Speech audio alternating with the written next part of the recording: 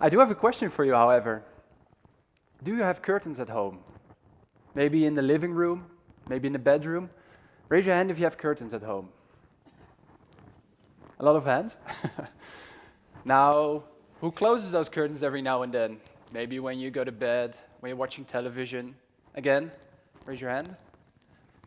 That's good. It's good to see. Now imagine living inside a house fully made out of glass. So every wall is transparent, everyone can watch you, and you can watch everyone else. How would that make you feel? Comfortable. This is exactly what Yevgeny Zamyatin depicted in his novel We.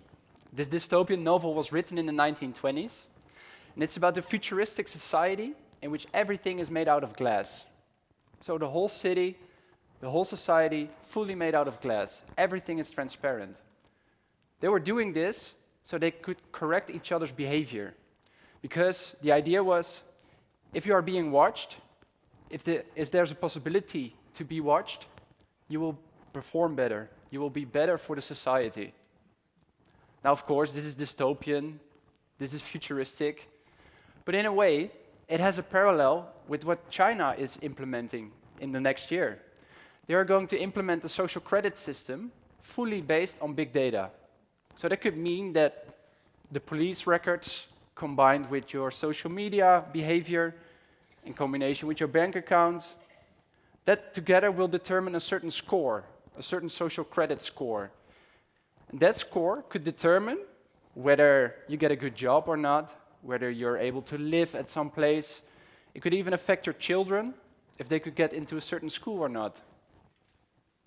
That's kind of interesting. There's a certain parallel with what Yevgeny Zamyatin was writing already in the 1920s.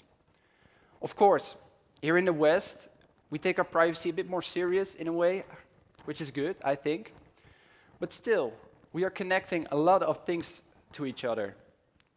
Just this week, there's a big news article about the 5G network in South Korea and the US. They're kind of having a race, who was first. We're connecting more and more devices to each other. Behind me is a map of the internet. This map dates back from 2005, and you can assume that it's much more dense now, being 2019.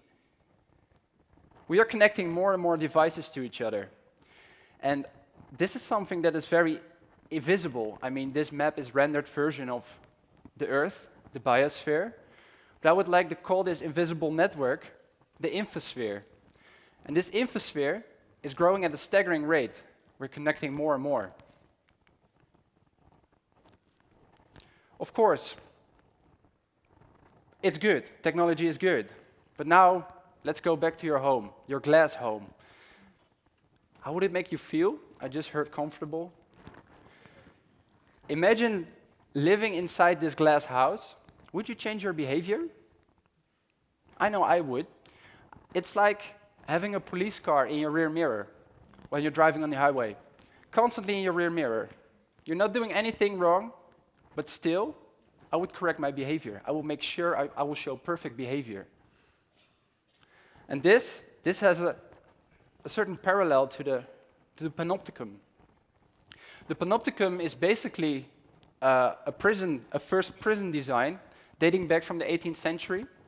Jeremy Bentham, which is an architect, designed a whole new prison system in which there was a centralized view. As you can see behind me, there was a tower in the middle, and it could watch a whole cell block. Because in the time of Jeremy Bentham, apparently there were a lot of riots, just like in France here right now. A lot of inmates rising up. And because it was all very hard to control, he came up with a centralized view, a tower in the middle, and it would not just correct the behavior of the inmates, it would also make sure that they would behave better, and they would have the feeling that they were being watched. And because they had that feeling, they would show better behavior. The panopticon is kind of like Yevgeny Zamyatin wrote, a very dystopian thing in a way. I guess a lot of people know George Orwell's famous work, 1984. That's a great example of the panopticon. Big Brother was constantly watching its inhabitants, watching on big screens in their living rooms, watching them on the streets. Whenever they did something wrong, or potentially could be doing something wrong, they will be corrected. Privacy makes us human. The fact that I'm standing here, I'm wearing a different mask now than I'm wearing when I'm out with friends, which is normal, which is good. I can decide which mask I put on at what moment. So everyone has something to hide. I would presume that if I would pick a random stranger here in the audience, ask if I could see their cell phone, they would feel a bit threatened, which is good. But it's still you deciding which mask you're wearing at that point.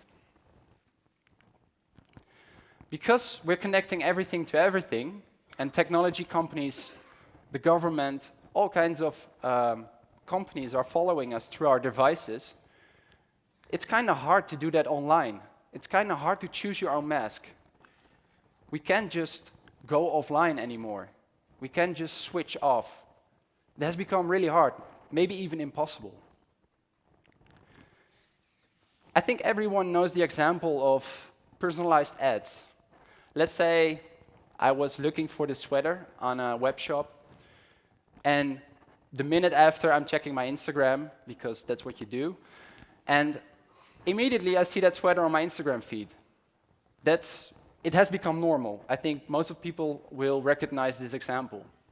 So let's say I want to go out on a Saturday. I want to go to a rock concert, and I'm looking for tickets online. I'm Googling, and I see a nice concert. Right after, I'm going to check for a video clip of that rock band.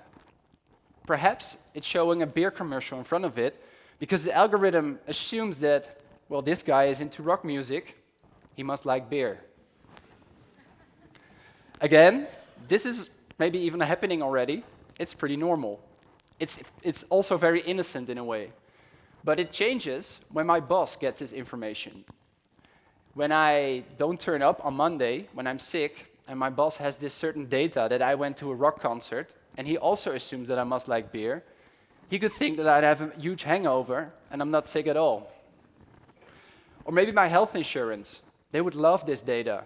They would love to raise the price, because they can think, oh, this guy likes rock music, he must live an unhealthy lifestyle. But let's be honest, technology is awesome. It is. It has become so accessible to connect with whoever you want, to share photos with friends, to tell everyone about your journey, your work, whatever. It's amazing. But sometimes we have to step back and just realize, what are we doing? Is this really needed? Because we have become the product. Data is the new gold. Clothing has always protected us against the biosphere, against the cold. I'm even wearing clothes now. It's normal. Clothing can also protect you against extremes, like the firefighters behind me. So clothing is something that could protect you, right? Together with Marcha Schagen, I designed Project KOVR. Project KOVR is a wearable countermovement that could protect your privacy. It protects you from the infosphere. Now, that sounds really futuristic. Maybe it is a little bit. But in a way, we have managed to create clothing that could protect your privacy by blocking every incoming and every outgoing signal based on a cage of Faraday. So it's a wearable cage of Faraday, and it basically means that every incoming and every outgoing signal will be blocked. So let's take the example of a mobile phone. If you put it inside the pocket, it will drop dead. It will lose signal. That way, you are in charge again. You can decide when you want to share something.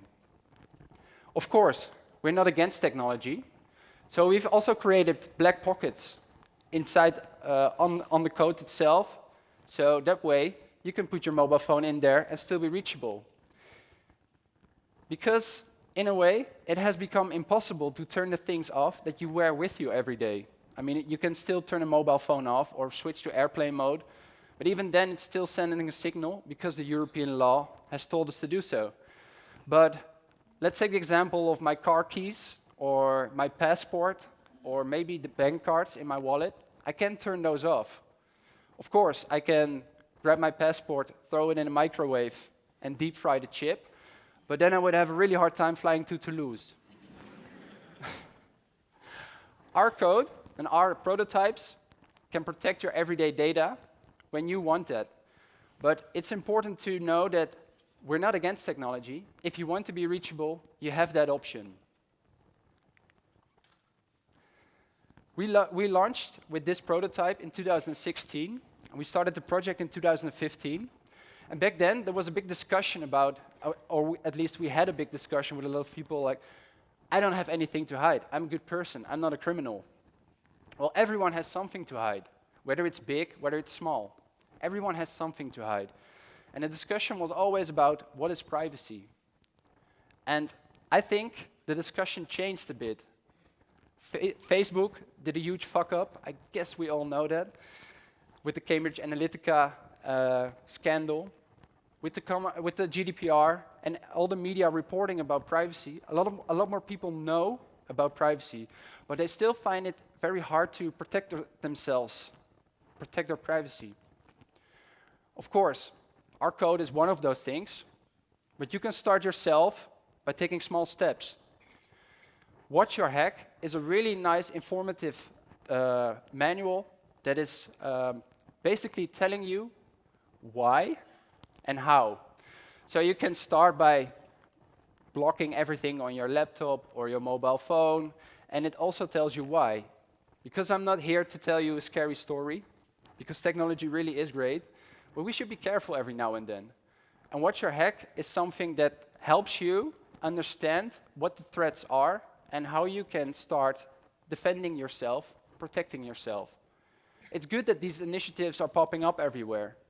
Like our Project KOVR, I see more and more initiatives like this, which is good, because now we've realized that privacy is maybe important. It's also good to work for it. Let's all step back every now and then. Let's all try to think of our glass house and how it would really be nice to have some curtains there.